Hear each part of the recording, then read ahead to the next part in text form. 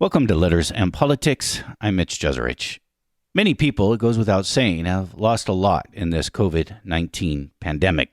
Hundreds of thousands of people in this country alone have lost their lives, and tens of millions of people have lost their jobs, lost their livelihoods.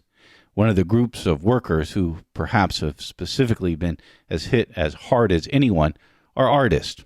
Well, today, as Congress and the White House negotiate an infrastructure bill, we're going to take a step back and we're going to look at the Depression-era New Deal set of initiatives and what they did for workers who lost their jobs starting in 1929 and thereon after, and what it did specifically for artists. My guest for this conversation is Richard Walker. Richard Walker is a professor emeritus of geography at UC Berkeley. He is an expert in the New Deal era. He has just put together a guide. It's called A Guide to the Art and Public Works of the New Deal. It specifically looks at Washington, D.C. He's author of a number of books. His latest book is called Pictures of a Gone City, Tech and the Dark Side of Prosperity in the San Francisco Bay Area. He joins us via Zoom. Richard Walker, it is always a great pleasure, sir, to welcome you to this program. Thank you, Mitch. I always love being on it. You have a great program, and I love what you do for keeping history alive. It's something that isn't done enough. Well, thank you. And because of my many conversations with you and some of our other friends over the years, it's one of the reasons why, it's a big reason why I do it. So it is a real pleasure to have you back on this program. Well, let's talk about today quickly. And I always worry about saying, today we're going to talk about infrastructure, because I'm worried about what that's going to mean for if people are going to keep listening or not. But this is vitally important. And it seems to me this dynamic that's happening now over Joe Biden's infrastructure proposal is sort of a second part to the American Recovery Act, the $1.9 trillion economic aid act that had already been approved. A lot of that is not permanent. Doesn't really create new structures. A few things are going to try to make permanent, but most of it is not a permanent sort of fix to moving forward here. That's what you're going to get out of an infrastructure bill. What does infrastructure mean to you, and what does it mean to you in this day that we're living through? Yeah, this is really interesting, because I think we're all learning that infrastructure is much more than the boring term that it conjures up in our heads, which is sort of bridges and sewer lines and roads, perhaps. And it's, of course, much, much more than that. And in the New Deal, they didn't even call it that. In the New Deal, they called it public works. And that's one of the reasons our map of Washington, D.C. says that it's a guide to the art and public works of New Deal Washington. So what happened was, after the New Deal, when this became both sort of normalized what the New Deal had done, and then over time, as the right wing tried to roll back the New Deal, as it has done so well in so many ways, one of the things that was done was to get rid of the term public works and start using the term infrastructure, precisely to make it boring, to make the public disinterested in it, and to make sure that the government wouldn't think, politicians and people wouldn't think this is what the government ought to really be focusing on. So that's where we are today. But what's interesting is that Joe Biden's infrastructure bill, which is massive, another $2 trillion, it probably should be double that, but it's still a lot. And as those of us who follow politics and pay attention to what the government's doing are learning a lot about the potential here of both what it means to be president at a moment like this and what infrastructure means.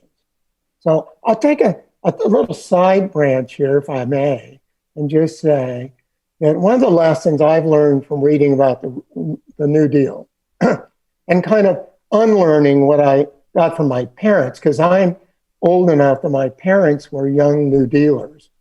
My dad's first job was actually in the New Deal for the National Resources Planning Board.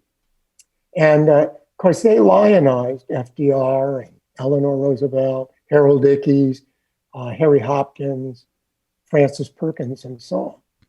But the mythology of FDR is interesting because we on the left, liberals in the middle, and right wingers all take FDR as some kind of, genius and visionary and possibly a socialist or a quasi-socialist. And he was none of those. He was pretty much as pedestrian but successful a politician as Joe Biden, with a long experience in government, been governor of New York, and been in the national government and the Department of Navy and so on. And he comes in without any really radical program. He offered a New Deal, but what the heck does that mean? Didn't really mean anything at the time. But what he did that was unprecedented is that he looked at the tragedy of the Great Depression, which had already been going on for over 3 years when he took office in 1933. And he said, we have to do something. And he didn't know what. And they tried a number of mistaken things, not like the National Industrial Recovery Act, which was horrible. It just gave monopoly power to big industry and achieved almost nothing. And then till they abandoned it.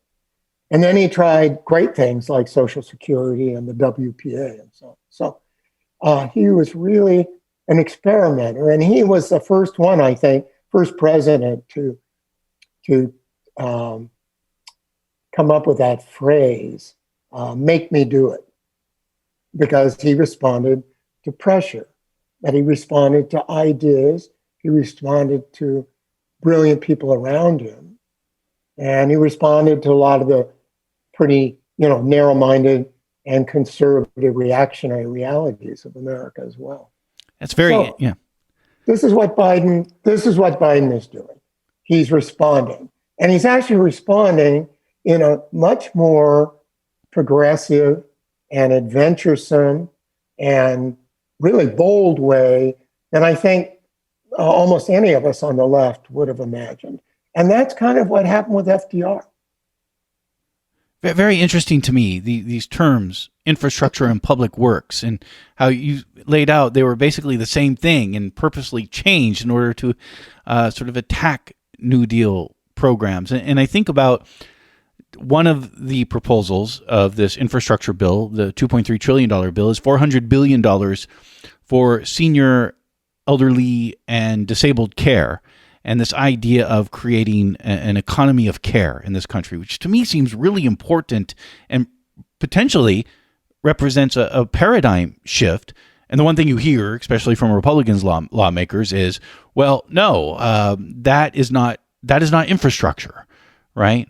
But if you think about public works during the New Deal, it covered a lot of different things, didn't it? That's right. I mean, I would give it, let's say arbitrarily, there are 4 layers to what the New Deal did. And the first layer was that really basic stuff that Republicans say, oh, that's true infrastructure. So for example, the largest single thing the New Deal built was roads, mostly rural roads. Then they built thousands of bridges. This is a PWA, WPA, the Department of Highways, Bureau of Roads, as it was called then, and so on. They built huge dams like Grand Coulee and Bonneville and Shasta were all New Deal projects. Shasta was finished after the war, but it still was started as a New Deal project, and so forth. And then, really nitty gritty. They expanded the electric grid.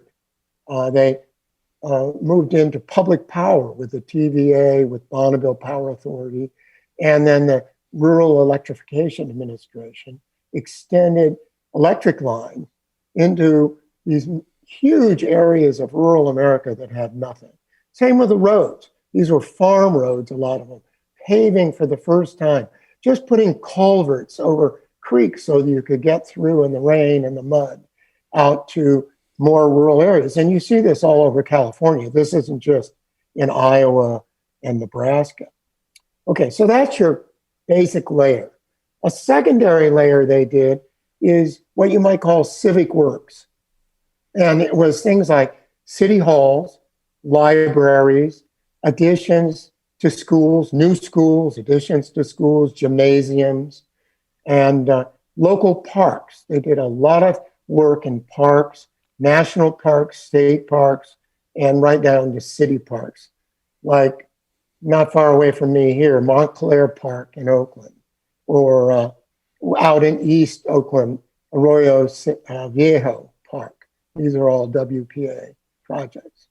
So there's this layer of kind of civic works, and that was inspired not just by the desire to pour concrete and sort of share the shared investment, which only government can do really well in a lot of areas of heavy investment,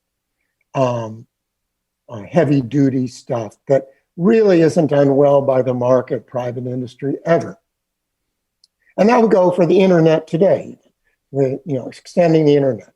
Government created the internet, modern internet, private industry has run with it, but it doesn't get to all the corners of the country, and that's something government has to do.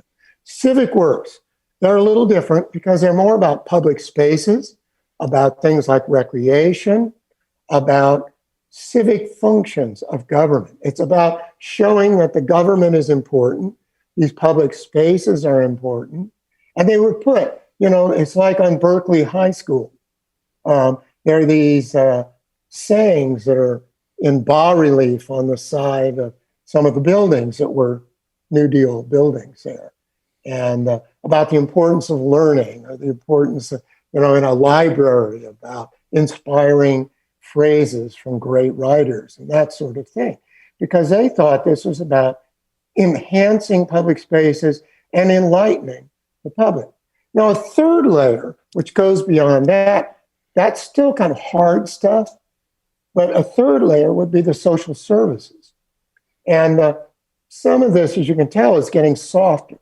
So some of it's hard, some of it's soft, but they did things like started school food programs under the WPA. The food stamp program started under the New Deal in the Department of Agriculture.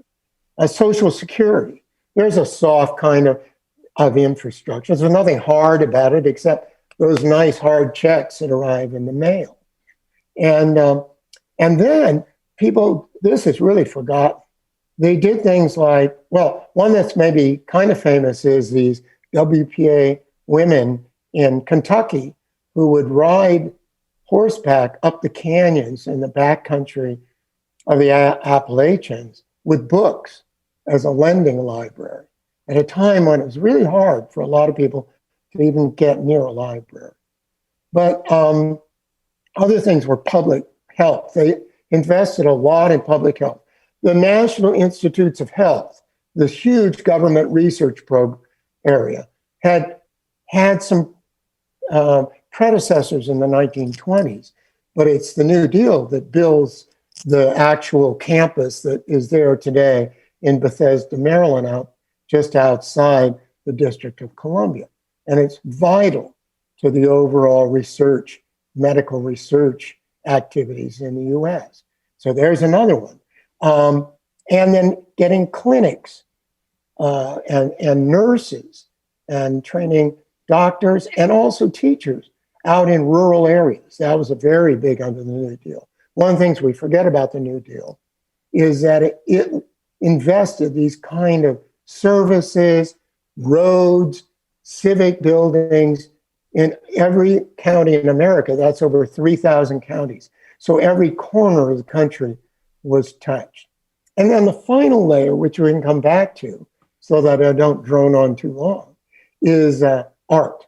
Yeah. The idea that they would include both under the WPA, the federal arts projects and so on, and under the Treasury Department, which built federal buildings, these massive art programs, simply to make civic facilities, civic buildings more beautiful, more enlightening, tell local history, and inspire ordinary people.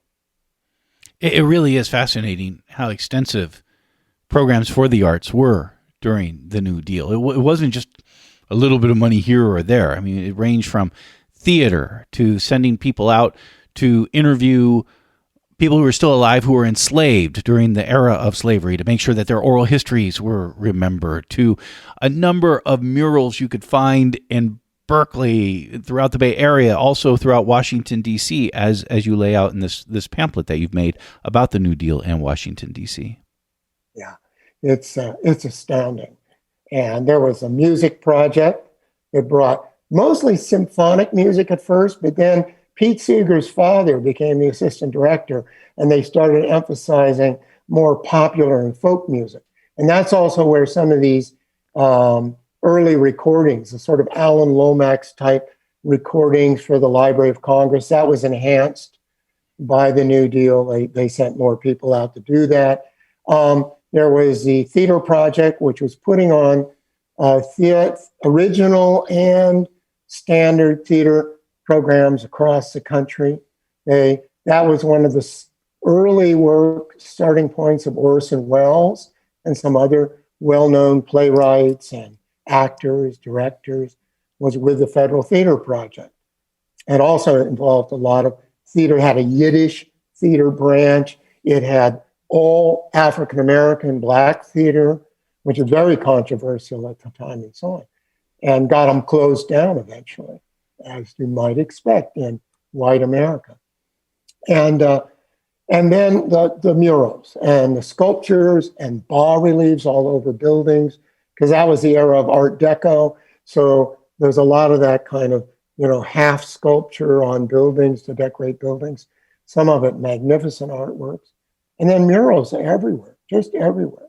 And the artwork, people get confused because a lot of the art of the time was that sort of social realism, very labor-oriented, often quite masculinist, or social realism in the sense of American scene painting, which was somewhat romanticized art about American regions and localities. But at the same time, they had some of the most famous artists of the time, like Thomas Hart Benton, or artists to be post-war artists, some of the great abstractionists, like Rothenberg, that were hired by the WPA when they were young and hungry for needed commissions. They worked for the Federal Arts Project. So it was everything under the sun. Same for architecture, by the way. Yeah. All across the country looks different. So one of the great things, and it brings up a point I really like to emphasize about the New Deal, which needs to be true for today. It isn't just about the feds are going to do this and that, and they're going to impose something on us poor locals, and it's dictatorship of the proletariat or some damn thing. Instead, what it was kind of classic American federalism. The feds pumped tons of money down to the states, down to the localities, but they let the states and the locals have their own ideas, participate. They made them contribute some of the money as well. So they had buy-in from local politicians. But the other side was the local politicians could give them a list of, well, this is what we'd like to do. And then the feds would vet that list to get the best projects and the ones that would employ the most people or most necessary for impoverishment or whatever it might be. But they also built golf courses, which, the local elites loved. So they did a bit of everything. And that meant that in architecture and art, it was overwhelmingly local artists who were hired.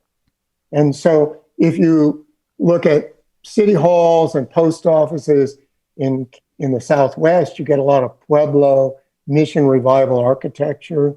In the East, you get federal colonial revival, more conservative architecture, but you get some very modernist ones where that's what the architect and the city wanted to do. So it was an amazing kind of eclecticism. And the lesson here is that you can have your federal money and a kind of decentralized, participatory government action at the same time. This is Letters in Politics, and we are in conversation with Richard Walker, Professor Emeritus of Geography at UC Berkeley. We are in conversation about the New Deal and public works. And as we've learned in this conversation, how public works is basically synonymous with infrastructure, but purposely changed infrastructure in order to make it less, appealing. He is the creator of a guide called A Guide to the Art and Public Works of the New Deal in Washington, D.C. It is something that I will certainly be bringing with me my next trip once I'm able to travel again to Washington, D.C. With me. And it is significant how much Washington, D.C. was impacted by the New Deal. That's right.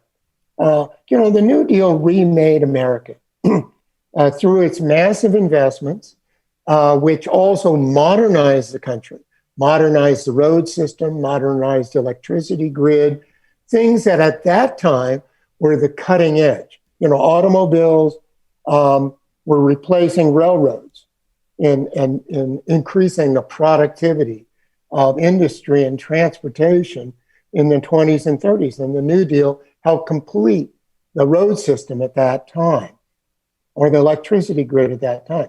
It's the same thing we have to do today when we talk about completing and extending the internet to everyone, or redoing our antiquated electric grid around dispersed, decentralized green energy sources like windmills and solar, both solar farms, small solar. That means reworking, really creating a new kind of energy grid. That's the kind of thing we need to do today.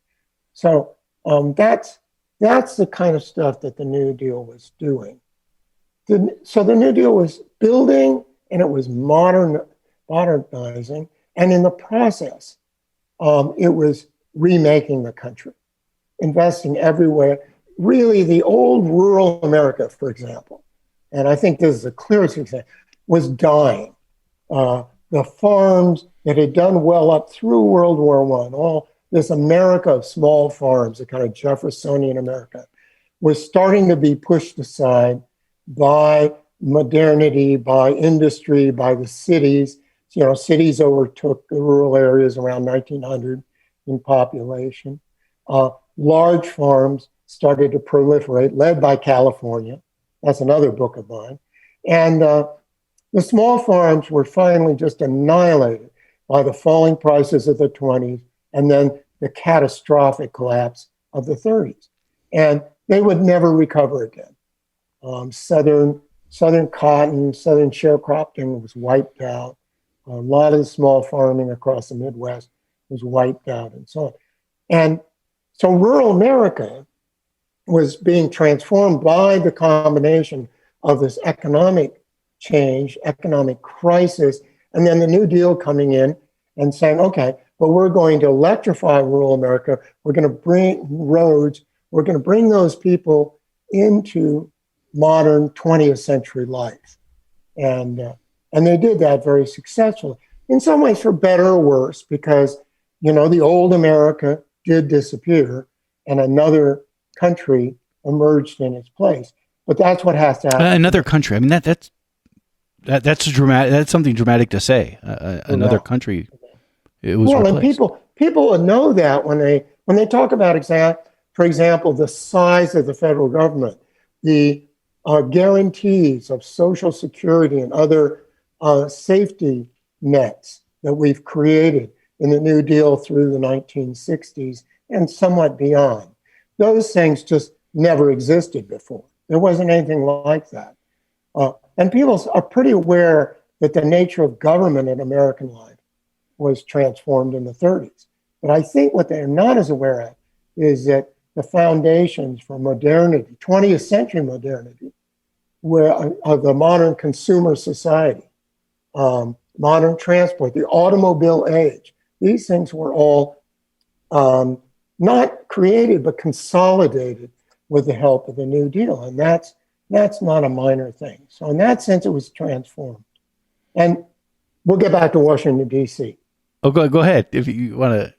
Okay, well, the nation's capital was transformed too. I mean, this was a city I can give you all kinds of examples. It had always had these glorious plans for this massive park system, for something like the Rock Creek Parkway, for it's the mall to be the centerpiece of this monumental city. And there's the original plan of the late 18th century. But in the 19th century, Washington, D.C. was not a very glorious place. It had a handful of glorious buildings like the National Capitol. But it was also, a lot of it was a muddy, swampy, hot mess.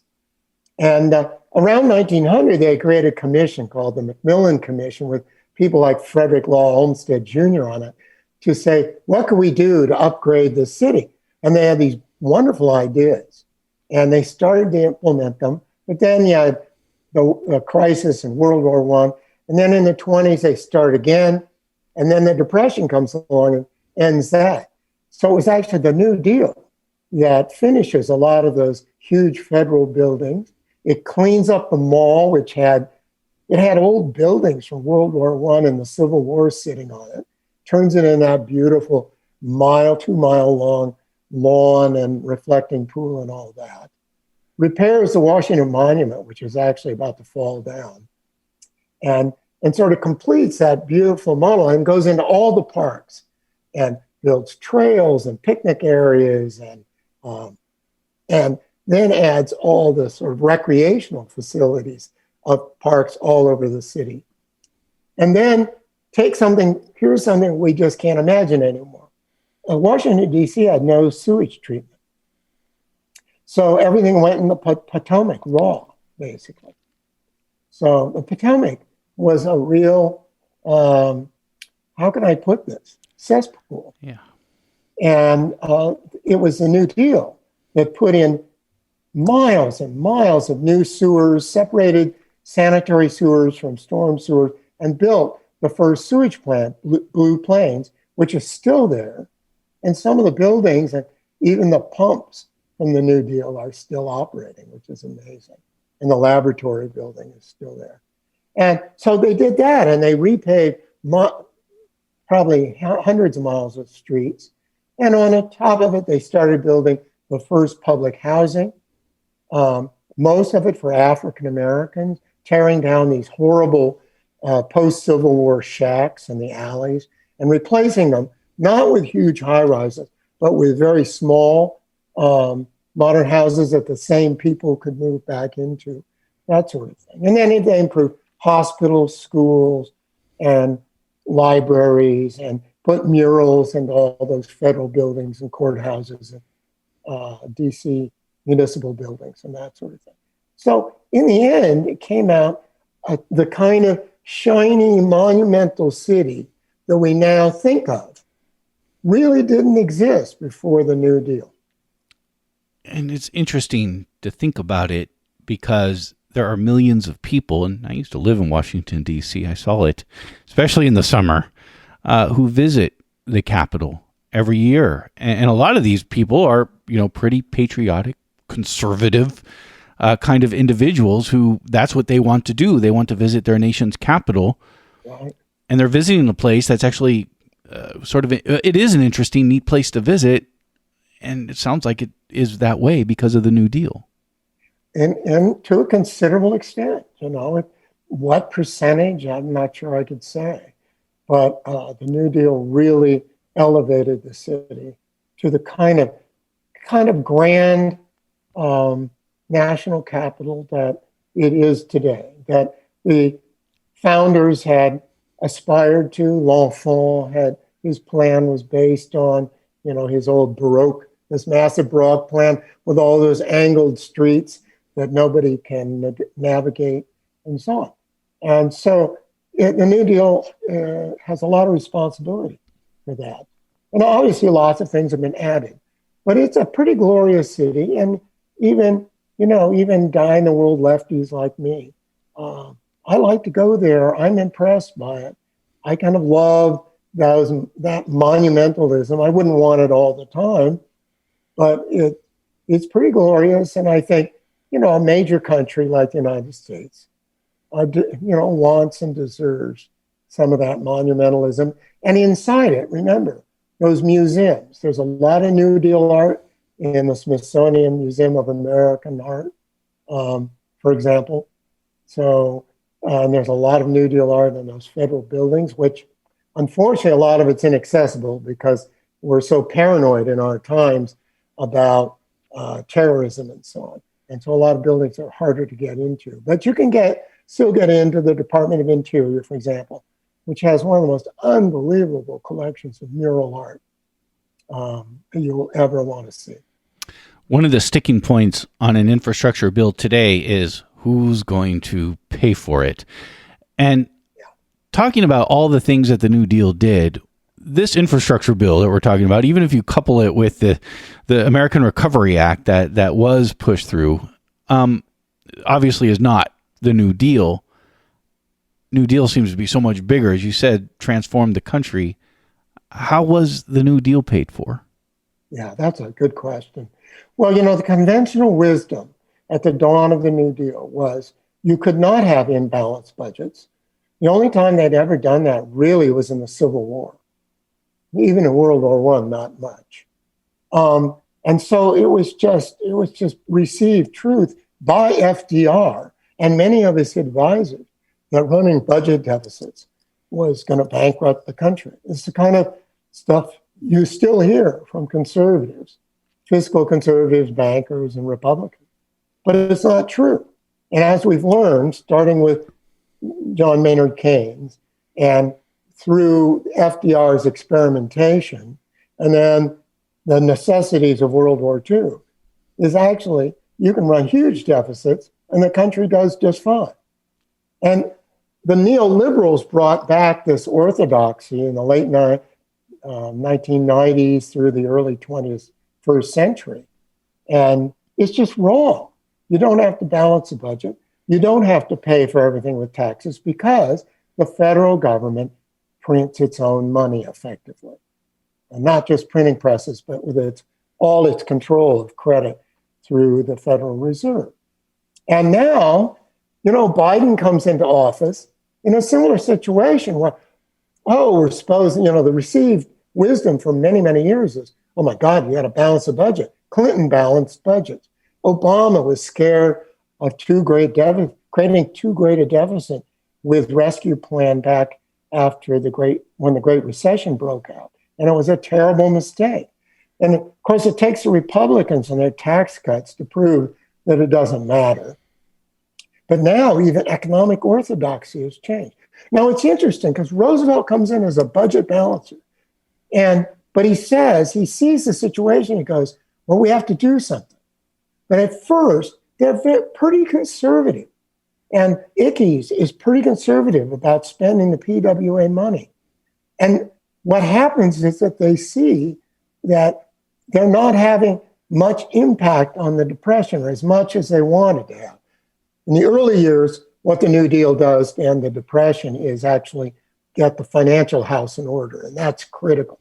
But in terms of public works spending and hiring, they didn't do enough in the first couple of years. And that's why they created this huge new program that was the Works Progress Administration, the WPA, in 1935, along with Social Security and some other things. And they started spending in deficit.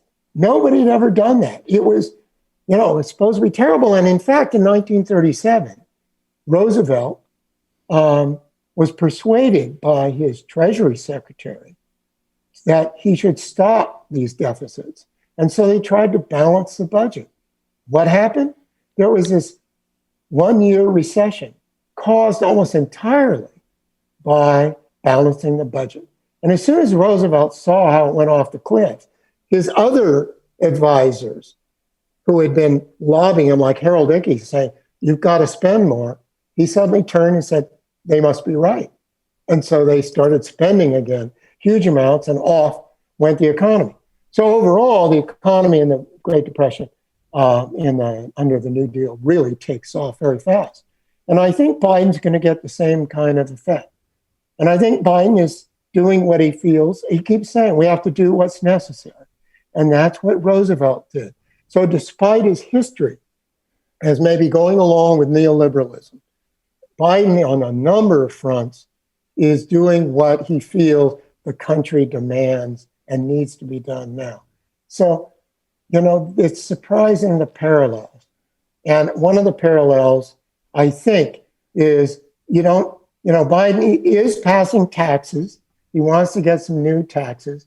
But I think those are more to deal with inequality and all the corporate giveaways that the Republicans have done for the last 40 years. And so in that sense, higher taxes on corporations, globally equivalent taxes on corporations are really important. I don't think they're that important for raising revenue. In fact, I don't think they're important at all right now. FDR didn't raise taxes? I mean, I think this is under Eisenhower when the top income tax rate is like 91% or something. But FDR didn't raise taxes? No, he did raise taxes. But it's interesting, one of their biggest sources at the time was excise taxes. And the fact that FDR and then Congress, one of his first act in office was to rescind prohibition, and then Congress made it official, through another amendment. What is it? The 24th Amendment, 25th Amendment? Is it the 21st? 21st? I think so. Oh my God, I'll talk about. Well, you probably just outed us both, not knowing the correct. Oh my God. I think it's the 21st. It was like the 18th and 20. I think it was the 18th for prohibition, right, and then the 21st to only because I used to go to a bar called the 21st Amendment. That's right. I was desperately trying to remember the name of that bar over by AT&T, well now Oracle Park. That's right. So they made a lot of money. They made so much money they had to build a new wing onto the IRS building to put all the IRS staff who were collecting those taxes. But they did raise taxes. The income tax had only been created in the teens, a very important measure. And they did increase the taxes on the very top percentage, but that was a much smaller percent of the population than today. And so the actual revenue from it was smaller than you might have expected. So they did have to run deficits to pay for a lot of what they were doing. Now, it's also true the recovery was so fast that taxes started rolling in just on the existing tax schedules they already had on a number of fronts. So again, never believe people think that the Great Depression didn't end until World War II. It's not true. The economy grew at an average of 8 to 9% between 1933 and 1942 before the U.S. ever went to war. What it didn't end was all unemployment. The New Deal got the unemployment down from 25 to 10%, which is still really high. And they should have been even bolder. And it was the war that absorbed the last 10%. Richard Walker has been our guest. Again, Richard Walker is Professor Emeritus of Geography at UC Berkeley. He is the creator of a new guide. It's a guide to the art and public works of the New Deal of Washington, D.C. It's one of a series of pamphlets. Also on New York City, you can find one, and one on San Francisco as well. And the website to find it at, again, and you'll forgive me for this, it's Living New Deal Project. .org. LivingNewDeal.org. Very simple. Pops right up on Google if you can't remember anything except Living and New Deal, you'll find it. LivingNewDeal.org. Richard Walker, I appreciate your time very much, and I've enjoyed our conversation greatly. Thank you. Thank you, Mitch. It's always a pleasure.